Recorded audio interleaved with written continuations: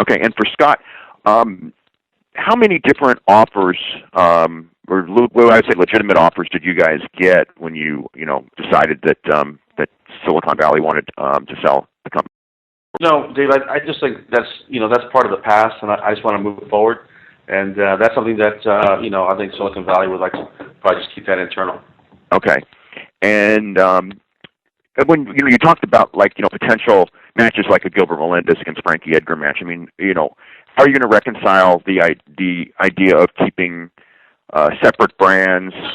I mean, is there a kind of a thing where you're going to keep the brands separate, but let's just say I'm throwing out theoretical, whoever wins this heavyweight Grand Prix, which I'm assuming you're still going to go through with, there would obviously be tremendous interest in that person fighting, either the UFC champion or whoever the UFC top contender would be at that point.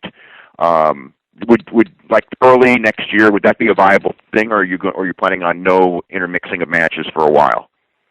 We don't really know yet, Dave. This thing we just did this thing, and the way that we're looking at it right now is we're going to keep this thing separate. These guys are going to run their show on Showtime. We're going to keep doing what we do. It's all still a work in progress. We'll see what happens. We put this thing together in pretty short order, and honestly, we don't have all the answers yet. We're just going to have to see how it all plays out. Okay. And when you're talking about needing a lot of new fighters for because you're going to be running more shows and everything, do you foresee any announcements? Like right now, there's 16 Showtime events. You've got whatever the number is that you've got between Versus and Spike and pay-per-view. Are there plans in the works of a lot more shows towards the latter part of this year? Whether it's in foreign countries or a new deal or something like that you're working on? It depends on how fast things keep expanding as we go into these different countries and work on different deals that we're working on. Who knows? Again, this thing is expanding. It's growing every day. We'll see what happens. Yeah, we certainly don't have it figured out, but one of the things that Dana had alluded to, and one of the things that we believe strongly in, is that there is a lot more demand in Europe and in Asia, places like Australia, where we go there once a year or twice a year. We're not fulfilling what the demand is, and the UK is a perfect example. Going to London one time a year, we're kind of shortchanging that market. So to be able to have Strikeforce, more fighters, more options, we're working on the ability there to have a stronger presence in a meaningful way, up to 8, 9, 10 times a year. And working on ways, he just talked about all those markets, to cultivate those markets and get talent from there too. We'll take our next question from Paul Waldy with Globe and Mail. Yeah, hi, a little bit off topic here, but a lot of controversy here in Canada over this NHL hit last week and headshots in general, concussions and all that, and sponsors threatening to, at least one sponsor anyway, threatening to pull its sponsorship from the NHL. I wonder if you guys are feeling any fallout, because I know you have that big event here next month. No, not at all. One of the things about, we're regulated, just like boxing is. And the thing about the UFC and mixed martial arts is when these guys take the blow to the head, for instance, a guy gets hit so hard where he's almost unconscious, you have the ability to jump on that guy and finish him. That's why the fights are stopped so soon. And once you get hit like that, you're on a suspension. You can't fight. Not only fight, you can't have any contact for 3 months. Literally can't have contact for 3 months. That's why in the almost 20-year history of the UFC, there's never been a death or serious injury. But I mean, the NHL has a ton of rules too, and yet sponsors all of a sudden. Well, these guys don't not skate for 3 months after they take a hard shot to the head. That I guarantee you. Yeah, these guys have no contact for 3 months. Period. Not even in the gym. As Dana said too, I mean, they're self-regulated from that standpoint, and as Dana alluded to, I mean, every different government that we go in, whether it's the state here in the United States, we go up to Ontario, it'll be the province of Ontario is essentially regulating the event and setting the rules, and then setting the suspensions for fighters that may get injured. Yeah, sorry, I don't want to belabor it. It's not just rules, though. It just seems to be this corporate unease with violence, and I don't know if that's permeating into your thing at all. I don't think that. Listen, the difference is that this isn't. Different people are going to look at it differently.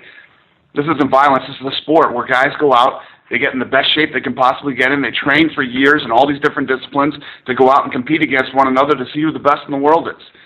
I mean, you're always going to have people out there who don't like it. Don't watch it. We'll take our next question from Joe Ferrero with Sportsnet. First of all, thanks for taking our calls here. First question, more or less, is for Scott. Just to touch on what Lorenzo mentioned.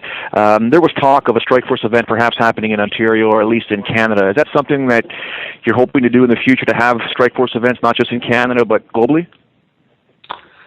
You know, I tell you, like everybody said earlier, it's just, you know, we've put this thing together in a relative short fashion, and we still have a lot of planning to do. There was dialogue with an arena and a casino up there.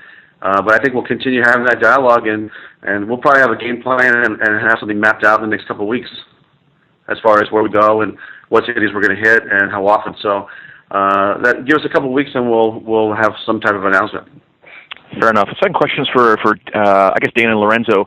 Based on what's happening here with the purchase of Strikeforce, again eliminating any form of competition, is the real competition now going to be long term the NHL, NBA, NFL, MLB, all these major sports sports leagues? I don't think they're competition. No.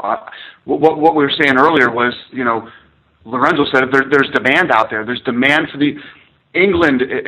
All the guys over in the UK are always pissed off that we're not doing enough events there. We haven't been to Ireland in a long time. They're going crazy and want an event. You know, every time we go to Australia, we sell the thing out. We're gonna, as we continue to break into these new markets, we're really just going through these growing pains right now. With the sport and with the UFC. It's just, there's a lot of demand out there. And I guess another one for yourself, Dana. Paul Daly came out and doesn't appear happy with the deal with Strikeforce, but Josh Barnett, another supposed Dana White enemy, has come out and says he'd be more than willing to work with Dana White if that means he can continue fighting. What are your comments on some of these guys here? Well, this is one of those weird situations where we go in and do this deal with Strikeforce, and there's a lot of people on that side of the fence that aren't big fans of mine. But we can still do business. Scott Coker is the guy who's going to be running the day-to-day and doing everything. They're never going to have to deal with me, so it's not a big deal. And any of the other guys, they could deal with Lorenzo. If you don't like me, it doesn't mean we can't do business. Me and Tito did business for years. Yeah, I think at the end of the day, it's important for, obviously everybody to stay professional in what they're doing. These guys are professional athletes. They have signed contracts. We're going to live up to our obligations and honor our obligations. I think it's important for them to live up and honor their obligations as well. Thank you. Thanks. We'll take our next question from Brett Akomoto with ESPN. Hey, thanks guys for taking the time. Quick question for Dana, but the other guys feel free to jump in. Obviously, for fans, I think that their perspective coming on this is now we get to see some matchups that we couldn't see before. And you guys have kind of spoke on this earlier, that if there's interest, then those fights will happen. I mean, how soon is it possible that we could see a Strikeforce guy take on a UFC guy? Is that something you guys are looking at right away, or is that something you got to kind of gauge the interest in and see which one you want to go after first? Yeah, we've literally not talked about it at all. The way that we've looked at this thing is Scott is here for this conference call in Las Vegas, and Scott's going to head back up to his place and run his business as usual, and so are we. And we said it a million times already on this call. It's all a work in progress. But right here, right now, our plans are he's going to run Strikeforce, and we're going to continue to run the UFC. Do you feel like those expectations are going to be somewhat hard to manage? Because, like I said, fans immediately are going to be thinking, why don't these guys fighting one another if, Zuffa owns both? I think it's exciting. I think that, Scott's got some interesting stuff coming up. And as time goes on, we'll see how everything shakes out. And I just think there's going to be more interest in the fight. We'll see what happens. There's some unfinished business over Strikeforce too. I mean, there's a lot of great matchups, coming up, and some great shows that are on the calendar. So I think we obviously got to see how that plays out over there. Thank you. Thanks. We'll take our next question from Bo Durr with USA Today. Thanks, guys. A question for Lorenzo and Dana. If you're looking at other leagues in U.S. sports history, whenever they reach some level of dominance, they face some sort of legal action, often antitrust or in MLS is the case of a single entity lawsuit over their business structure. Are you worried at this point that you might control so much of the market that you'd be opening yourself up for possible suit?